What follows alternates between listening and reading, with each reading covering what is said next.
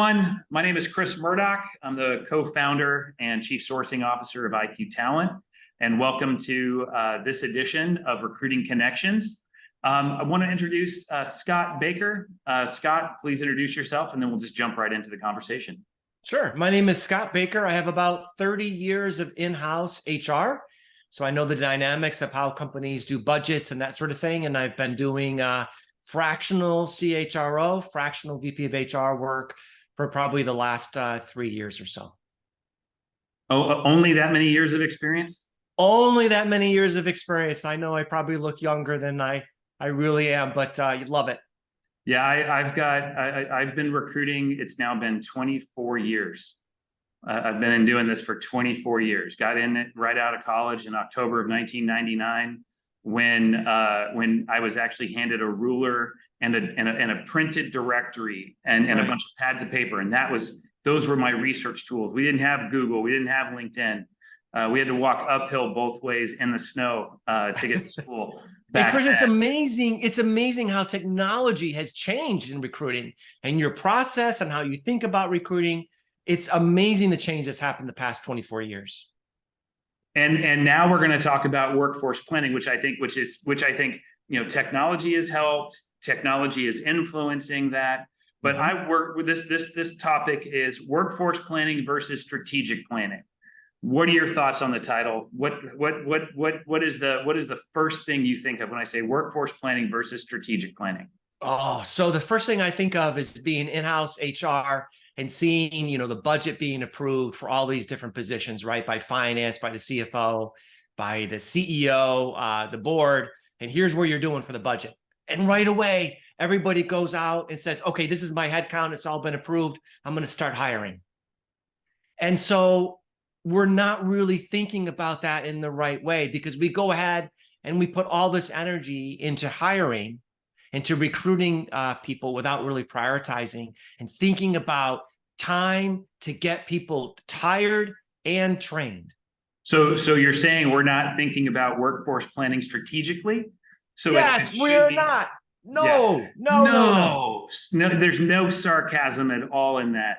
I mean, you see companies, they get all the headcount, they start to hire, and then they find out they've overhired or they've not thought through, can an organization really hire all those folks? Are they in the right geography? Are they thinking strategically about certain things?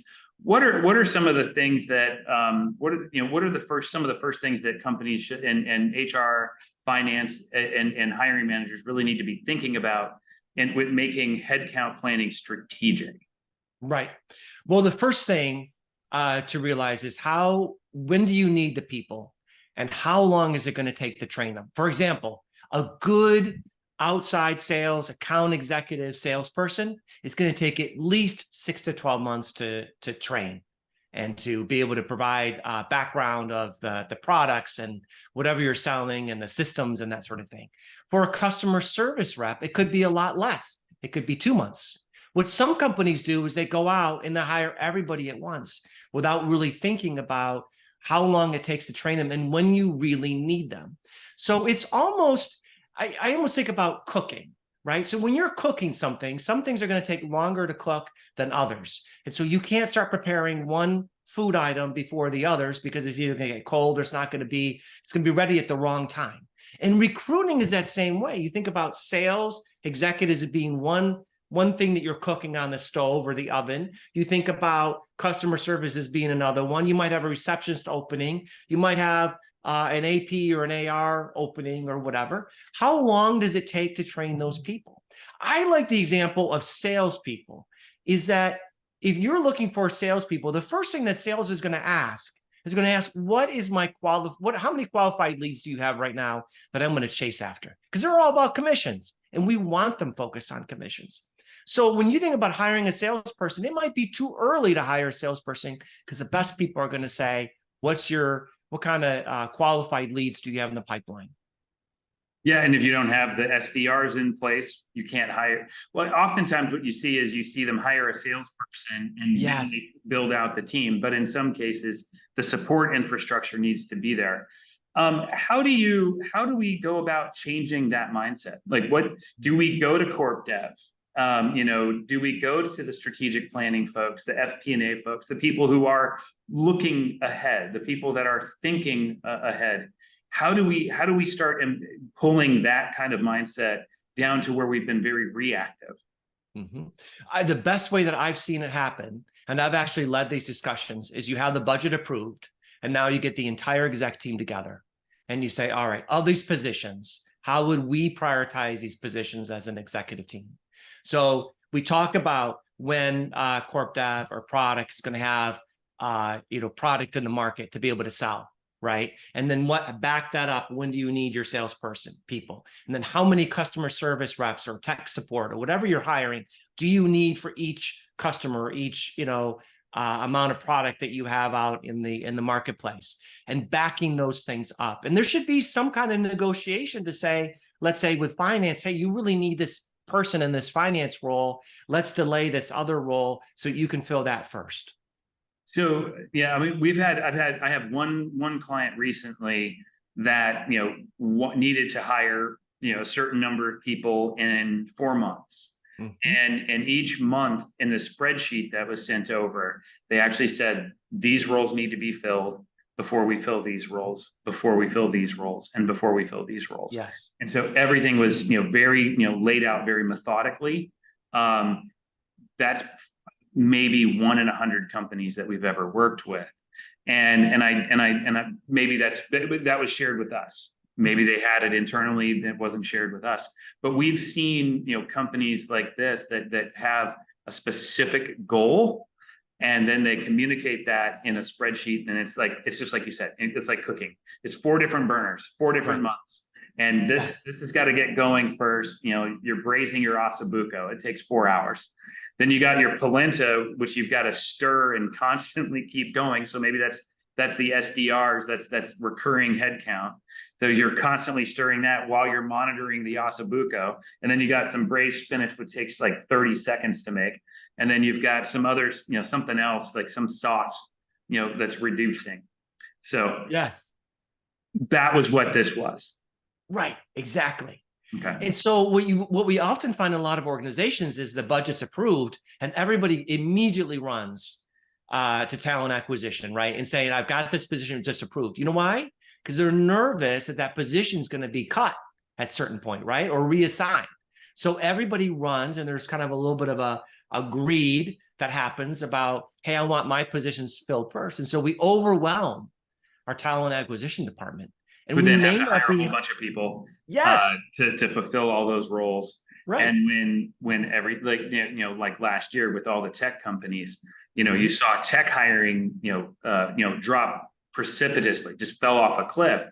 But they actually grew their talent acquisition. They grew their teams almost the same way. So it was just it big ramp, big drop. And the thing is, that's not the first time that's ever happened in recruiting. I wish it was an anomaly, but it's not. Those things happen. The big runs and the big drops, those happen quite often. How do you avoid, like, what are some other ways that companies can avoid that that huge hockey stick and then the opposite? A lot of it's just milestones. So I've helped companies put milestones in place and say, once we hit this milestone, we will hire these other people. And that's an incentive to a lot of the hiring managers to say, okay, I need to get this product, a minimal viable product at a certain point. And then that means I can hire these 3 positions, or I need to nail and get a signed contract with these 3 customers, or customers worth X millions of dollars of revenue before I hire these 5 people. And so we put milestones in place to prevent the huge ups and downs, because you're not hiring until you hit that milestone. So we have to be a bit more, so companies have to be a bit more thoughtful. They have to be more strategic. They have to be less reactive, more proactive. How do we get the talent acquisition function to be seen as less reactive? Because it's historically it's gimme, where are my candidates? To how do we get that to being less commoditized and become more of a thoughtful, strategic partner to the business, to HR, to finance, to the product teams, to the sales teams? How do we change that mindset? Because otherwise it's a bunch of we can be treated like a bunch of order takers. Right. I think talent acquisition plays a very, very important role. And one of the areas that I've seen that can be very impactful is when talent acquisition is doing the initial meeting with the hiring manager, is to understand what level of person do we really want in terms of experience. Do we want an individual contributor, or do we want somebody that can take on a leadership role in the future? And too often we say, all right, we have these 10 customer service positions as an example, right? They're all very similar. But what we haven't thought about is when we have 10 people that we hire, we're probably going to need some extra folks that can step into leadership roles. And we don't think about that. But we could take 10 of those positions and say, of those 10, of all those 5, we want to at least hire 2 people that have leadership potential. We're not going to hire them as a leader, but we're going to make sure they have leadership potential so we can develop them into a future role in 1, 2, 3 years down the road. That's one way of doing it. Again, that's common sense. That is strategic. That is proactive.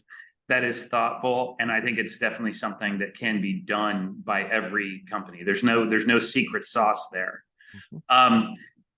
What are some of the roadblocks that companies could face in trying to become more strategic in their workforce planning, and then the execution of the recruitment plan?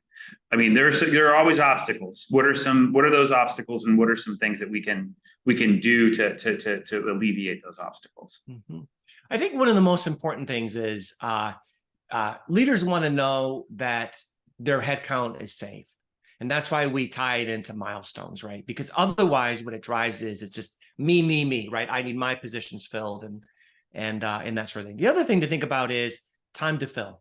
So, before we open up the job to talent acquisition to go after, we ought to be thinking very carefully about when do we need the job and when to actually open it up, because that time to fill metric is extremely important. If we open it up too early, then hiring managers maybe not that interested in filling the position. And so that time to fill metric gets pulled apart. Or it gets widened. If we are very specific in saying, we have this position, we're posting it, we need it filled as quickly as possible with this type of candidate, then that time to fill metric looks a lot better. And if you open something too soon and people are applying and not hearing back, it can hurt your employment brand. It can hurt your Glassdoor score, because people are being negatively impacted by the black hole, what they're perceiving as a black hole, even if it is I'll get to you in 60 days. I've got it open, but it's not a priority. Right. One of the things, Chris, another thing that I've done and implemented is called a service level agreement, SLA. And we do an internal SLA between the hiring manager in recruiting, sending out clear expectations about each person. So for example, if you're the hiring manager and I'm sending you, let's say 5 candidates to review that I've already screened, that you agree to get back to me in 24 to 48 hours. And what that does is that allows either party to be able to say, you know what, this is not working. We're going to put it on hold. I'm going to put a position on hold because you're not meeting the SLA. And then vice versa for recruiting to say, here's what I expect is, some deliverables, and here are the deliverables and the timing for those. Yeah, we internally, we have something called the first 2 weeks. And it's an internal SLA. There's, that consists of individual what you might want to call individual SLAs. So like, here's what happens in the beginning of a project when we first kick something off, and we've got other milestones that have to be met. And if they're not, there are certain things you have to do. And these are all done within the first 2 weeks. So in recruiting, having, even if it's a personal SLA, certain sets of milestones that does, that helps things, it just helps. I want to go back to something you said earlier about, prioritize, like if you've got 5 heads, how do you prioritize it? There's another part of it that needs to be taken into account: onboarding. If we hire 10 people, will HR be able to onboard that many people? Will IT be able to get them set up with their technology in that amount of time? Or if I've got to hire 100 salespeople or 100 call center reps and we get that done, are they going to be able to keep up? And so, how do you set those expectations? So can they only take 25 at a time? 30 at a time? How do we go about making sure that employees can be onboarded efficiently, effectively, and seamlessly? Chris, great question. Because of modern technology, the onboarding process for HR to onboard people is relatively smooth. You know, the biggest issue with onboarding is maybe you don't have enough laptops and inventory to be able to give to employees. I've seen that before. But as long as you've got that, you're ready to go. My biggest concern is the hiring manager having enough opportunity to be able to onboard those people. Because typically, a hiring manager, especially today, middle management, they have 2 or 3 openings that they're already covering themselves. And so when you say add in additional 2 or 3, 5 heads, they are scrambling to be able to spend the time with those employees to be able to onboard them. And that onboarding time is critical for retention. And that's part of the strategy is, yes, we can go out and fill roles, but if we're not thinking about the near term, so we can't just think about, far out, we have to think about far, mid, and short, and today. Yes. So, Yes. So we're just adding another layer in there. How do we keep it all straight? Like, how do we, mistakes will be made, things will happen, candidates will fall out, things will happen. How do we overcome that fear of making mistakes in this strategic planning, the workforce planning, knowing that something's going to go wrong? How do we handle that? From TA, from HR to the hiring managers, how do we handle that? Well, no system, no process is perfect, right? So accepting that and knowing that there will be some mistakes, and then knowing how we react to it quickly, right? To resolve it or to minimize the impact or whatever it could be. Could be a wrong hiring decision. It could be somebody who accepts an offer and then doesn't show up and ghosts us. It could be any one of those things, but there are ways to handle those, and most of those are repetitive or can be repetitive in nature, and you can respond to them in the same way. With grace. Yes. Yes. Yeah, that was actually something I talked about at a conference recently at RecFest here in Nashville. It's coming back here. Everyone listening, highly recommend that you check it out. It was one of the best conference experiences I've ever had. 1,200 people outside, multiple stages, multiple topics, hardly anybody on the laptops. It's because you're outside, you're forced to interact. Highly recommend it. But what was interesting is during my session at the end, we talked about making mistakes. We talked about how we handle that. And I just think that grace is something that, and patience are things that we need as we implement change, as we think strategically and try to fix process internally. Like you said, we're never going to get it right the first time. So I think it's just a lot of patience and grace in there. With coming to a close, what are some of your final thoughts on things that people can actively, kind of consider and think about implementing over the next, 3, 6, 9, 12 months as we kind of get back into hiring? Sure. So there's 2 things that are in my mind right now, Chris. One is what are you doing with your current employees that you can train and develop your current folks? So for example, right now, AI is all the rage. How many companies out there are looking at your software engineers or your other folks with technical skills and thinking about investing them and training them in AI so that 2 years from now or a year from now, they're qualified to start stepping into AI type roles? So instead of laying them off, you're transitioning them. Instead of fighting and trying to get candidates on the open market, you've already got them in place as you develop them. The second thing to think about is timing from a different angle. So timing for salespeople, for example, almost all companies are looking for salespeople at a certain time within the year. And it's important to know that most sales plans are based on a calendar year. And so there's a quota and whatnot. So if you're hiring somebody, trying to hire for sales in June, for example, you may not get the best candidates because they're still trying to go through the calendar year, unless they're really falling behind on their quota. The best time to hire people in sales and start recruiting for them is probably November, December, and that sort of thing, because they're going to get their final commission check probably in January or February, and they're looking to move. The best folks are looking to move to a different company that they can kind of ride that commission train for the full year. So I had a client recently looking for somebody that was in sales, and they were looking in September. And I said, well, that's probably not the time. You're going to get the people that aren't meeting their quotas that are looking to go to a different company. So think about that also. And accountants, if you're hiring, you want to hire out of the big four accounting firms, you can't hire them until after April. They're busy. They're going to be, and even potentially into September. They may not be, so the timing of when candidates are recruitable also needs to be considered. I like that. I think that's a great thing to close on, because again, that's another strategic layer on top of that timing, on top of that calendar, on top of the pipeline to consider. Well, Scott, I really want to thank you for your time this morning. When the listeners want to reach out to you, what's the best way to find you? Any parting thoughts before we wrap up? Sure. So the best way to reach me is on LinkedIn.